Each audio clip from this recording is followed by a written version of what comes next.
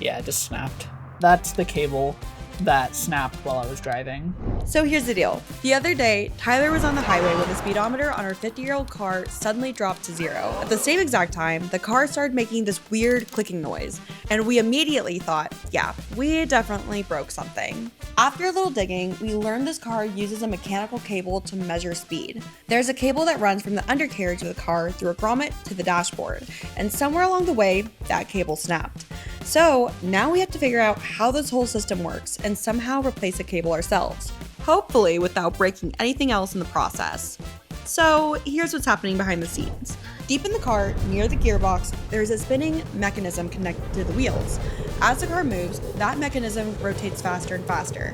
Attached to it is a long, flexible cable. That cable runs all the way from the bottom of the car up through the firewall and into the back of the speedometer. Inside the dashboard, the cable connects to the gauge itself. When the cable spins, it creates a magnetic force inside the speedometer. That force pushes against a small internal mechanism connected to the needle. The faster the cable spins, the more force it creates, and the higher the needle climbs. When the car slows down, the cable spins slower. The force drops and the needle falls back down. Luckily, there's no computers or sensors to worry about, but if that cable breaks, the entire system stops working instantly, which is indicated by the needle dropping to 0. And sometimes, you'll even hear it clicking as it fails, which is exactly what happened to us. So now all we have to do is replace the entire cable. I read on some random forum, if you start taking the dash apart without disconnecting the battery, you can end up shorting out one of the gauges. So we're gonna go ahead and disconnect the battery and then we can get started on replacing the speedometer cable. The cable is right here. See this? Oh yeah. So this clips onto this. And then this is actually part of that. So this is where it broke. Right there. Oh god, it snapped? Yeah, it just snapped. So we got a new one, and it seems like all we have to do to replace this is plug it in there, and then plug it in and screw it in at the bottom. This is the new one. You can see like this is the little cable thing. Oh, nice. So it broke like right about there. So this, I have to go through the firewall into that plug area. See where it plugs into the car? This one right here. Oh, so interesting. It plugs in right there. And then this is the part that screws in to that piece on the new cable, and it just spins this like that, and then that's what spins up the speedometer. Oh, sick. Okay, yeah. Let's do it. Let's do it.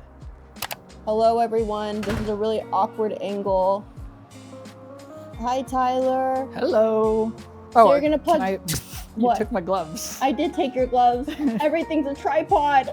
Maybe. Okay, I have to give him back his gloves. He's gonna be upset. I shall make it up with good views. Wow. Just kind of have to push it a bunch until it squeezes in there. I don't know if there's a better way to do this. Hi, everyone. I know all you freaks out there want to see what's under the hood, so there you go. Not the freak.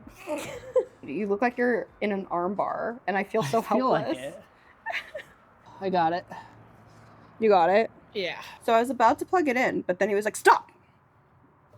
Because the cable at the top end looks like it keeps falling through, so I think we need to plug in the bottom one first. Otherwise, the cable at the top, like for the speedometer, isn't going to line up properly. So we need to do the bottom one first.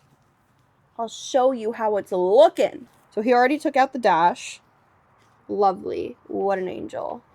This is the speedometer cable, and then this is the wiring harness. Yep. Going into the car now. Yeah. So it's basically kicking me out, and I have to go underneath. You clip in? No? I'm holding the end. Cool. And then it kind of just clips into up here, and then it just comes underneath and screws into there. Yeah. Okay, I think that's good. Okay. Oh, again. Oh, again. This is awkward. It is. How'd you do this? It's awkward. I just need to hold it, and I kind of need you to, like... Plug it in? Yeah, just plug it in. Just because I can't really see. Yeah. Nice. Maybe if I look at it. Ha! There you go. Got it? Yeah. You see how that's flush? Yeah, the other one just wasn't. It wasn't flush for you either? No. Yeah, this one's flush. That one's... It's kind of bothering me. Now the battery is reconnected. and we can try to start it. When I first bought my truck, I was really excited about it, and I was like, I'm just gonna work on cars all the time. And my uncle was like, yes, here is your DeWalt set.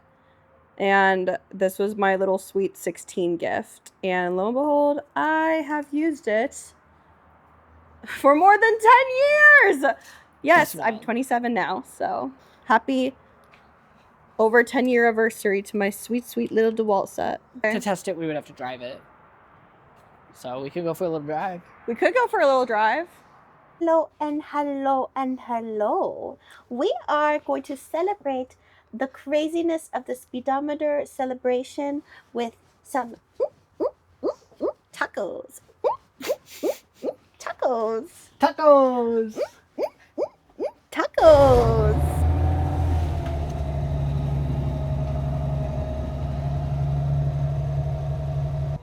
I am very excited about fixing the gas smell.